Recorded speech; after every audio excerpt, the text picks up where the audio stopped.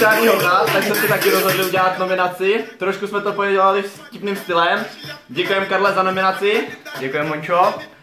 A teď na zdraví. 3, 2, 1, teď.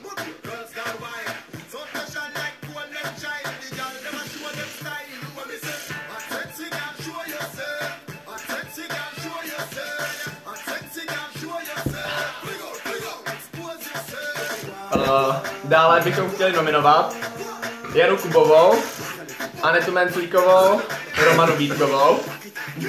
A já bych chtěl nominovat své dvě sestřičky, Lenku Leovou, kterou zdravím do Austrálie.